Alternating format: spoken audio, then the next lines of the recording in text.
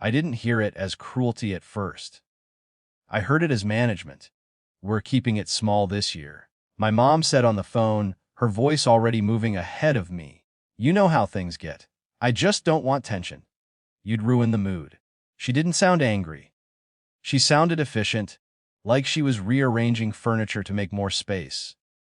I stood in my kitchen with the window cracked open, cold air leaking in, and nodded even though she couldn't see me. I said something agreeable, probably, I get it, because that was the language we used.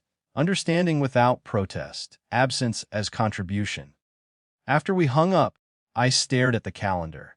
Christmas week blocked off and read, a habit left over from years of trying to be available. I erased it. This wasn't new. Holidays in my family had always come with footnotes. Don't bring that up. Don't say it that way. Don't drink too much. Don't be so sensitive. The unspoken rule was that harmony existed somewhere just ahead of me, and my job was not to trip over it. My girlfriend noticed before I said anything. She always did. You okay? She asked, not casually. I told her. She didn't interrupt. When I finished, she said, You know you're welcome with us, right? No pitch. No reassurance speech. Just a statement. Her parents' house was already loud in my imagination, kids running, music too loud, people talking over each other and laughing anyway. No one monitoring tone. No one assigning emotional labor. The relief came fast, and then the guilt followed it, sharp and familiar. Choosing somewhere else felt like an accusation, even if no one had made one yet. I told my mom I had other plans. She said, That's probably for the best. The cabin was 3 hours north, deep enough into winter that cell service faded in and out.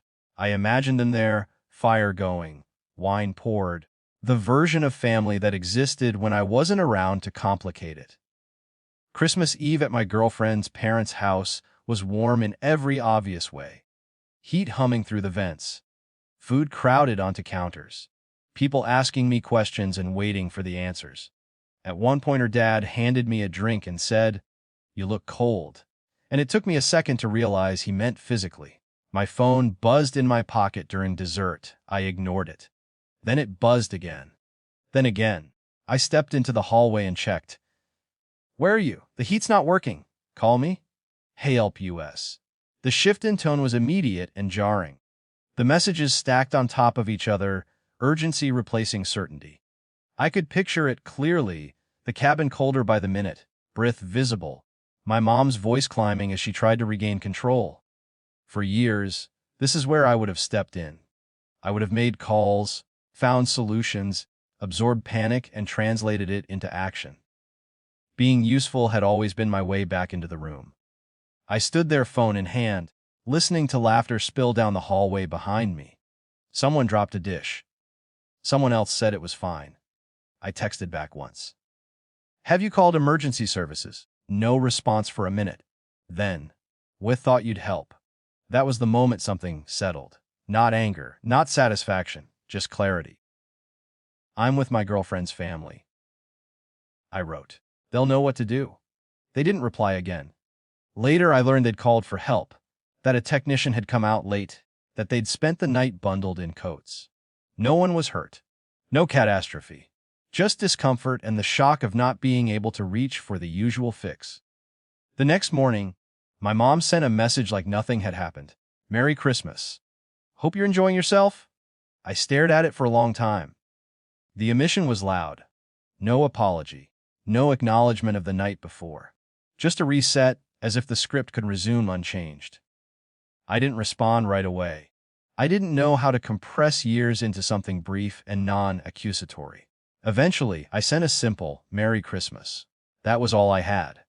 After the holidays, life moved forward in small, concrete ways. Work deadlines. Grocery lists.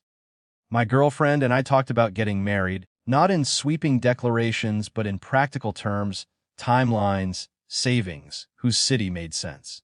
When we started the guest list, I felt that old tightening again. Names carried weight. Seats were not infinite. I added my parents at first out of reflex. Then I deleted them again. Deleted them again. It wasn't about punishment. I wasn't replaying the cabin night tallying points. I was thinking about the future, About standing in a room meant to hold joy without managing it.